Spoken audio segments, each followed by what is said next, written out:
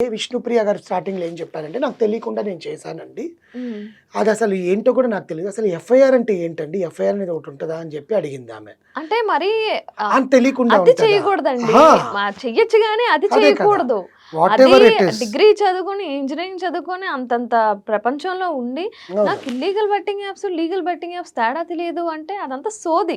Second thing ఏంటంటే, నేను రూ. 1000 తీసుకున్నానండి. నామ్‌కే వాస్కే చేశాను ఆహా! అన్నారు. ఆహా! వెంటనే పోలీసులు మీ బ్యాంక్ స్టేట్‌మెంట్ తెప్పించామండి. చూడండి ఆ! 14,00,000 చిల్లర ఉంది అంటే, అప్పుడు చెప్పింది 90,000 తీసుకున్నాను నేను. మరి 90,000 లీగలైజ్డ్.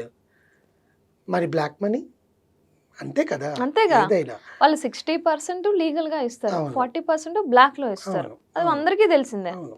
సో, దీన్ని బేస్ చేసుకొని ప్రతి ఒక్కరిని ఎంక్వైరీ చేస్తుంటే, రీతు చదురొచ్చి ఏం చెప్పింది? నేను విష్ణుప్రియ చెప్తేనే నేను చేశాను. చేశాను. అవును. అవును. విష్ణుప్రియ నా ఫ్రెండ్ కాబట్టి ఆ అమ్మాయి ప్రమోట్ చేసిందండి. మరి మా అమ్మాయి గడ్డి తిని మరి తింటావా నువ్వు? తింటదేమో ఎవరికి తెలుసు? సెకండ్ థింగ్ ఏందంటే వీళ్ళు ఈ డబ్బులతో థాయిలాండ్‌లు, బాలీలు, టూర్‌లు నెలకొకసారి పోవడము ఇక్కడి నుంచి వచ్చాయి. అది ఒకరి సొమ్ము మీద పడి తినాల్సిన అవసరం లేదు. నువ్వు కష్టపడి సంపాదించుకో. నువ్వు టాలెంట్ హ్మ్. ఉంది. ఏ టాలెంట్ మీద అయితే మీరు పైకొచ్చారో యాంకరింగ్ చేసుకుంటూ, కిట్లు చేసుకుంటూ, హ్మ్. ఆ టాలెంట్‌ని ఉపయోగించుంటే జనాలు మీకు బ్రహ్మరథం పట్టేవాళ్ళు.